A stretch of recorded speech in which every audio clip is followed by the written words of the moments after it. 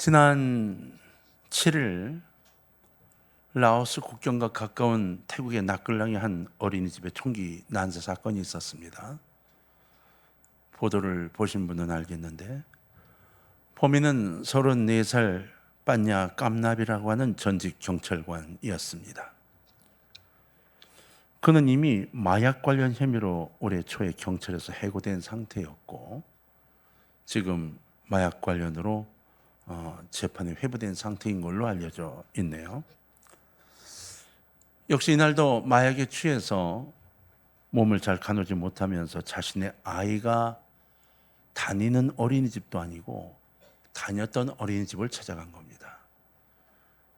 그 아이도 자기의 자녀가 아니라 결혼한 여인의 아이였는데 그 불만이 이제 표출된 거죠. 그러면서 마약을 한 상태에서 기억을 제대로 못해서 한 달 전부터 그 어린이집을 나가지 못하고 있는데 그 어린이집을 찾아 들어가서 총을 쏘고 칼을 휘둘렀다는 거예요. 마침 시간이 점심 직전 낮잠 시간이어서 애들 다 낮잠을 재워놓고 원장 되신 분이 이제 점심을 준비하느라고 그러는 사이에 들어온 거예요. 그리고 총소리가 5발 들린 거죠. 그럼 칼로 이제 난도질을 시작한 겁니다. 24명의 아이가 있었는데 그 중에 한 명을 제외한 23명이 세상을 떠났습니다. 임신 8개월의 교사 한 분도 세상을 떠났고 총 어쨌든 40여 명이 세상을 떠나는 일이 생겼습니다. 용의자는 범행 후에 집으로 가서 차에 불을 지른 후에 집에 있는 아이와 아내도 살해를 했습니다. 총 42명이 세상을 떠난 거예요. 근데 정말 아이러니하게도 태국의 짜노차 총리는 페이스북을 통해서 충격적인 사건이 발생했다. 유가족들에게 정말 애도를 전한다. 이렇게 말했어요. 그런데 왜 아이러니하다고 이야기하는지 아세요? 태국은 올해 이 짜노차 총리 체제 하에서 대마초를 금지 품목에서 풀어줬어요.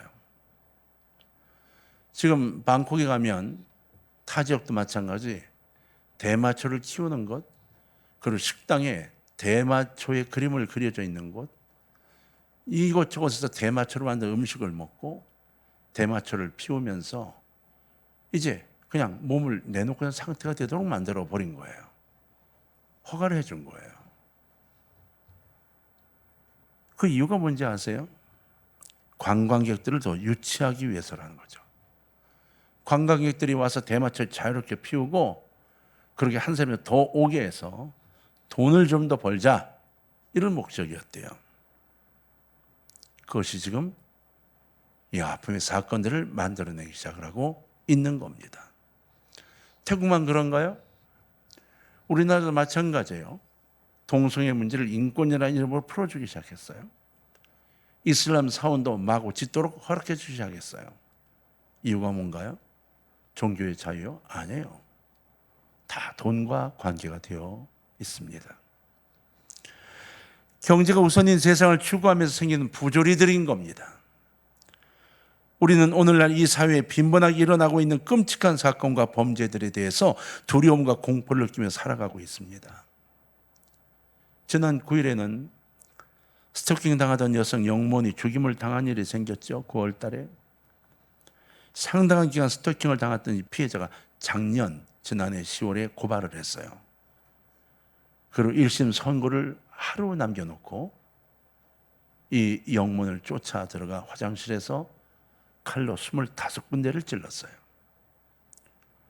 자상을 확인한 의사 이야기는 그냥 찌른 것이 아니라는 거예요. 감정이 극에 달아 찔렀다는 거예요. 이 피해자는 4차례나 그 이전에 범행을 기획했대요. 그리고 몰래 영몬 사무실에 들어가 자기의 모든 것이 다 이제 끊겼음에도 불구하고 속이고 들어가서 이 여인의 내한 신상들을 다 정리를 해서 캐내가지고 이 여인을 그 전에 어떻게 해보려고 범행을 4번이나 기획하고 찾아갔다는 거예요. 근데 이사를 하는 바람에 범행을 저지르지 못하고 재판 선고 하루 전날 급한 마음에 이제 근무하는 것이 쫓아가서 여자 화장실에 관리 차원에 들어가고 있는 그 여인을 쫓아 들어가서 순식간에 일을 저지르고 나온 거예요. 이런 원한 관계만이 아니라 요즘은 불특정 다수를 향한 범죄도 점점 늘어나고 있습니다. 생전 듣도 보도 못한 단어들이 생겼죠. 묻지마 폭행, 묻지마 살해, 이런 단어는 듣도 보도 못한 단어들이에요. 인간 속에 있는 죄성의 극악함이 점점 더 극명하게 표출되고 있는 세상이 되어가고 있는 거예요. 운전을 해도 요즘 점점 크랙션 소리가 늘어나고 있다 하는 보도를 본 적이 있어요. 감정이 고조돼서 전에 같으면 참아주던 걸 참지 못하는 거죠. 막 크랙션을 강하게 누르는 거예요. 일부러 크랙션을 날카로운 소리로 바꾸는 사람들이 많아지고 있다는 거예요. 세상이 왜 이렇게 됐을까요? 동방예의지국이라는 한국이 왜 이렇게 되어져 가고 있을까요? 무엇이 옳은지 그른지 이제 판단이 돈에 의해 되는 세상이 되어져 버리고 말아서 그런가요? 자, 우리를 좀 돌아봅시다. 기독교 신앙은 인간은 죄인이다라는 고백에서 출발합니다. 사도 바울은 로마서 3장 23절 말씀에서 모든 사람이 죄를 범하였음에 하나님의 영광에 이르지 못하더니라고 말씀합니다. 인간은 본래 하나님의 형상을 지니고 창조된 존재입니다. 하나님께서 인간을 지으실 때 하나님의 형상대로 지으셨다고 했어요.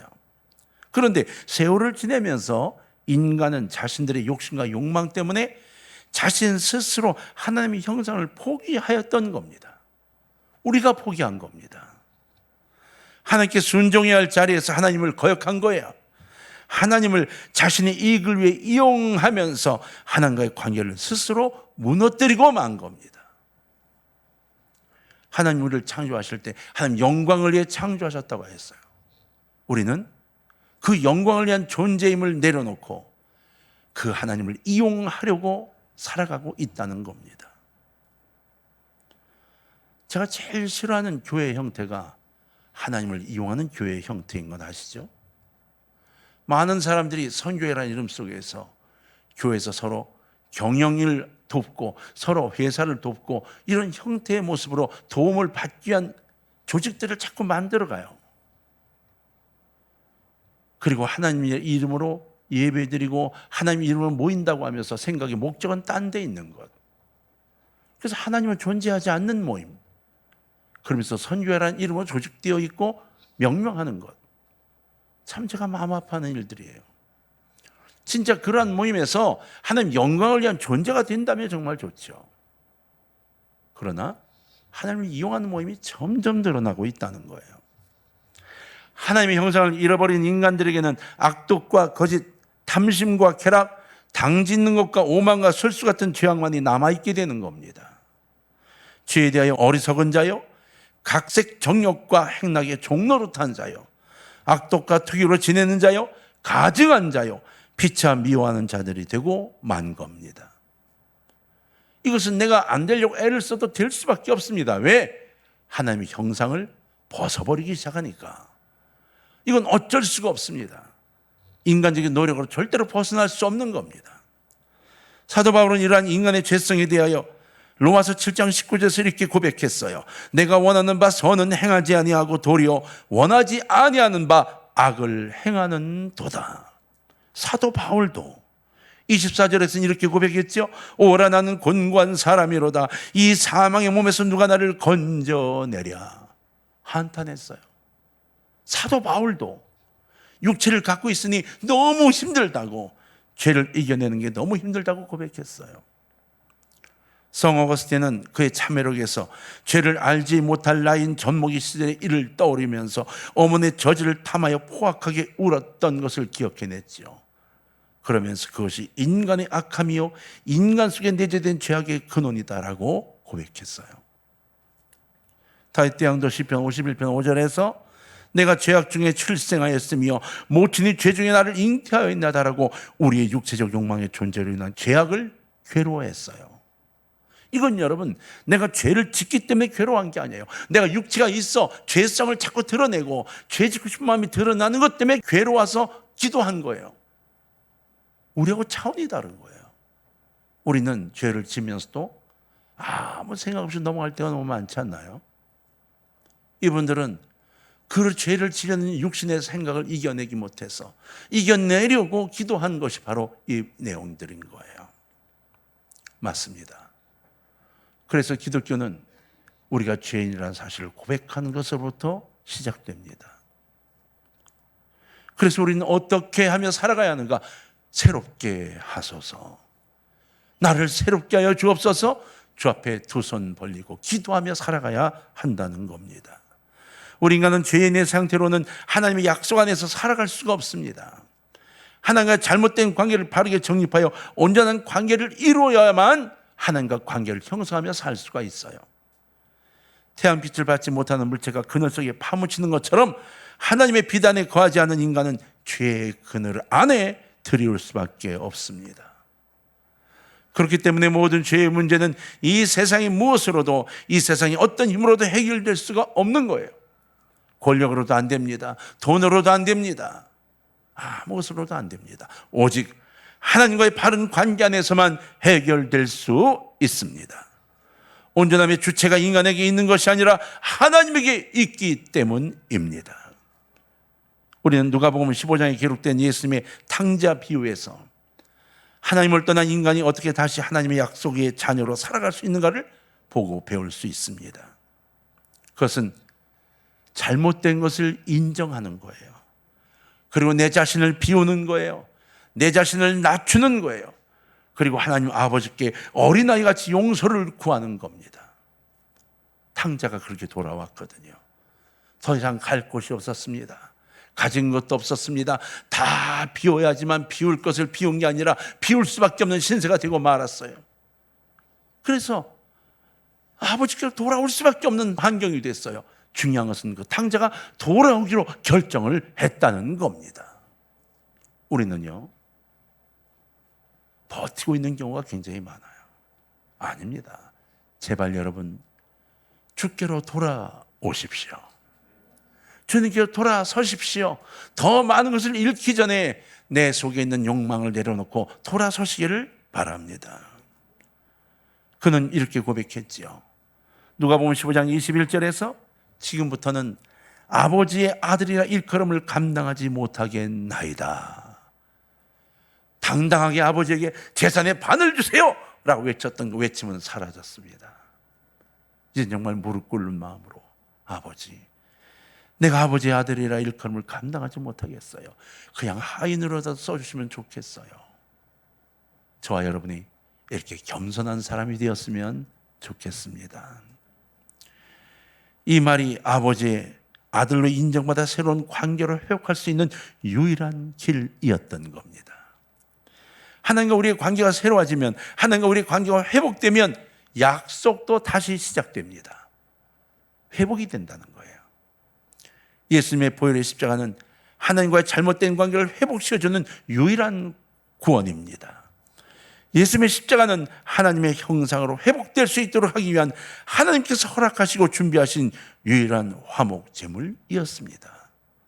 바로 예수님, 그분이 화목제물이었던 거죠. 인간은 예수 그리스도의 십자가를 통하여 하나님의 형상을 회복하는 거듭난 존재가 될 수 있는 것이죠. 이것이 중생입니다. 이것이 구원이며 거듭남인 거예요. 그래서 이러한 놀라운 역사를 통해 구원받게 되고 중생한 사람이 되는 거예요. 사랑하는 동강의 가족 여러분, 여러분 중생하셨습니까? 여러분 구원의 확신이 있으신가요? 거듭남의 확신이 있나요? 주님이 오실 때 휴거될 자신이 있나요? 감사하시면서 주 앞으로 두 손 내밀고 나오시기를 다시 한번 부탁을 드립니다. 그러므로 우리가 거듭난 존재가 되기 위하여 할 일이 있다면 죄를 스스로 시인하고 용서를 구하는 것입니다. 새롭게 되기를 간절히 사모하는 겁니다. 다윗은 우리아의 아내 밧세바를 범한 일에 대해서 힐책하는 나단 선지자의 말을 듣고 뼈를 깎는 심정으로 회개했습니다. 이것이 다윗의 위대함인 거죠. 시편 51편 11절에 보면 나를 주 앞에서 쫓아내지 마시며 주의 성령을 내서 거두지 마소서라고 애타게 부르짖고 있습니다. 주님, 나를 쫓아내지 마세요. 성령님을 내게서 거둬가지 마세요. 제발 나와 함께 해주세요. 내가 잘못했다고 나에게 떠나가지 마세요. 이 애절함이 있는 거죠. 우린 여러분 세상을 살아가면서 굉장히 교만하도록 변해가는 세상을 봐요. 아니요, 소용없습니다. 제발 어린아이처럼 돌아오시기를 바랍니다. 51편 7절에서는 우슬초로 나를 정결하게 하소서. 내가 정하리이다. 나의 죄를 씻어 주소서. 내가 눈보다 희리이다 라고 자신의 죄악의 용서와 정결케 되기를 간절히 기도하고 있습니다. 다윗이 범죄했음에도 불구하고 내 마음에 합한 자란 칭송을 받은 이유가 무엇인가요? 바로 이겁니다. 회개예요. 그가 진실로 통행하고 자복했으며 간절하게 새로워지기를 소원했기 때문에 하나님이 다윗을 향하여 내 마음에 합한 자다 말씀하셨던 겁니다. 동강의 십자가의 군병들이여, 하나님 앞에서 합한 자가 되시기를 주의 이름으로 부탁합니다. 하나님 앞에서는 의로운 죄인이 용납받는 것이 아니라 통행하고 자복하는 죄인이 용납받을 수 있는 겁니다. 그러므로 우리가 해야 할 모든 것들은 저는 죄인입니다, 저를 새롭게 하옵소서라고 간절히 기도하는 것입니다. 사랑하는 성도 여러분, 이렇게 회개한 우리 모두는 성령의 은혜라는 것을 체험하게 됩니다. 회개하면 성령의 은혜를 체험하게 되는데 그 순간 내게 어떤 것이 드는가? 이것이 나의 전체구나 라는 느낌이 들도록 되어 있습니다. 맞습니다. 죄를 고백하고 용서함을 받은 사람은 이제 거듭난 사람입니다. 중생한 사람이요 구원받은 사람입니다. 바로 성도입니다. 더 이상 죄의 노예가 아니라 새로운 존재가 되어서 하늘나라 시민으로 살아가는 존재로 바뀐 겁니다. 그러므로 매사에 새롭게 거듭난 삶을 살아야 하고 살아갈 수 있도록 되어집니다. 죄의 유혹을 벗어버리고 정결한 삶을 살아가게 됩니다. 시편 51편 10절에 다윗의 기도처럼 하나님이여, 내 속에 정한 마음을 창조하시고 내 안에 정직한 영을 새롭게 하소서, 이렇게 기도하게 되는 거죠. 하나님, 내가 잘못했습니다. 이제 내 마음을 새롭게 정하여 주시옵소서.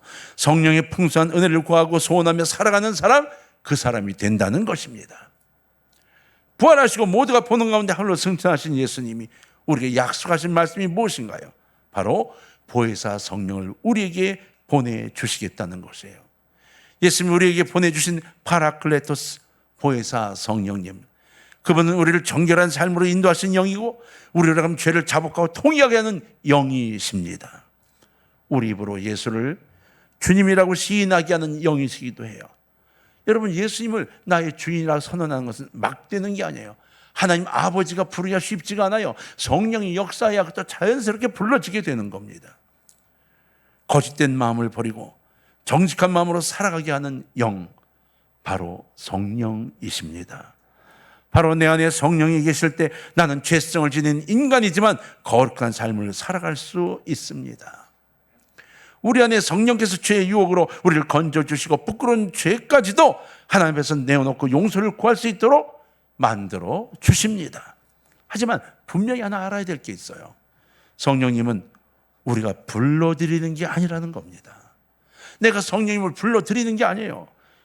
인간이 성령님을 다스리는 것도 아닙니다.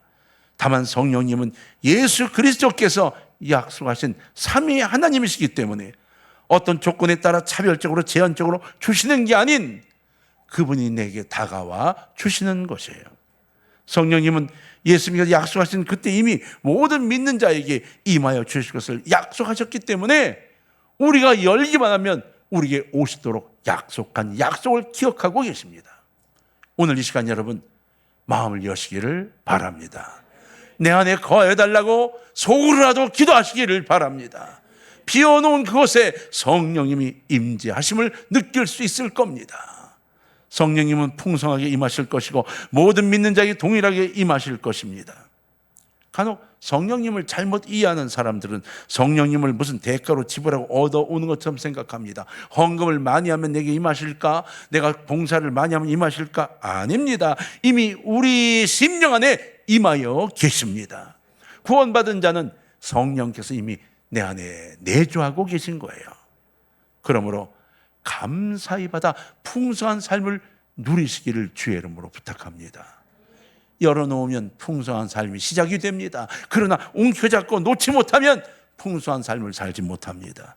그저 붙들고 사느라고, 그냥 끈끈이 끌어안고 사느라고 그 풍성한 삶을 살지 못하고 매일 쪼달리는 삶을 사는 거예요. 예수님께서 보내주신 보혜사 성령님, 그분은 우리에게 그래서 선물이고 은혜인 것입니다. 성령님으로 새롭게 된 삶이 우리 모두에게 있기를 주의 이름으로 축원합니다. 성령님의 은혜 안에서 새롭게 된 사람들은 그 삶이 언제나 새롭습니다. 늘 진실하고 선한 일에 사용합니다. 무슨 일이든지 적절하게 판단하고 조화를 이룰 줄 아는 아름다움을 지니게 돼요. 이건 나도 모르게 그렇게 삶을 살아가게 되는 겁니다. 이런 사람은 자기 자신뿐 아니라 다른 사람에게까지 유익함을 주고 하나님을 기쁘시게 합니다. 무슨 일에나 긍정적이며 감사가 넘치는 삶을 살아갑니다. 언제나 구원의 즐거움에 흠뻑 빠져서 살아갑니다. 누구 앞에서나 떳떳하게 예수 그리스도를 자랑하며 살아갑니다. 운전을 하면서 가끔 이렇게 마음이 즐거울 때가 있습니다. 제가 운전을 하면서가 아니고 앞에 있는 차의 뒤에 있는 스티커 때문입니다. 차를 보면 자동차 뒤에 교회 이름 스티커를 붙였거나, 요즘은 이제 교회 이름 붙이는 스티커가 거의 없어요. 극동방송이나 CBS 스티커를 붙였거나 또는 차근법 반대 스티커를 붙이고 운행한 차량을 볼 때가 있습니다.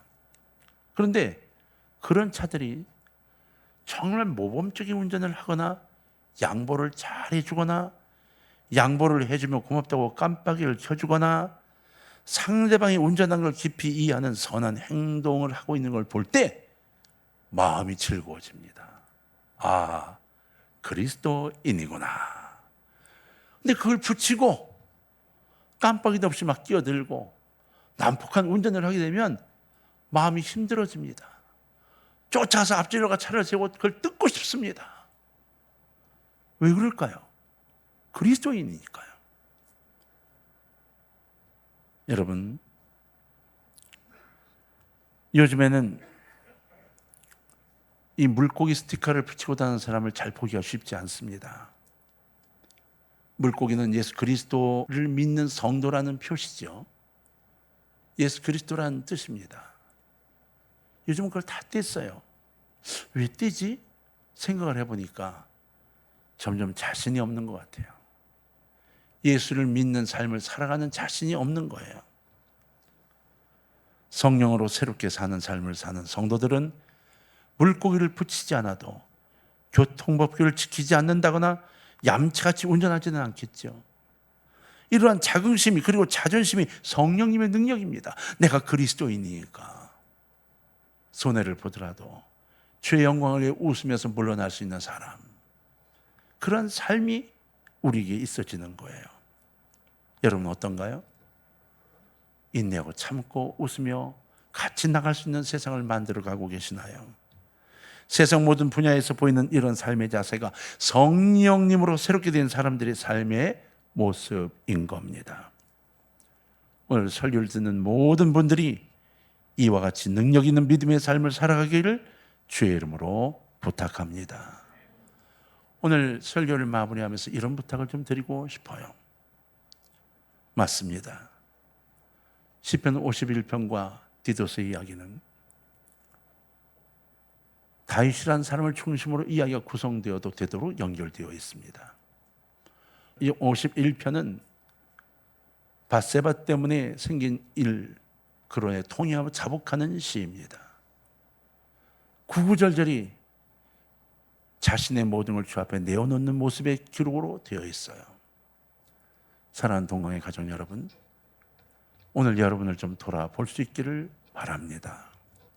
그리고 성령께서 떠오르게 하는 것들을 주 앞에 고백하시고 주님의 능력과 성령의 능력으로 새로운 삶을 시작하셔서 놀라운 주의 축복을 입고 살아가고 하나님이 베푸는 기적들을 그대로 누리며 살아가는 우리 모두 되시기를 주의 이름으로 축원합니다.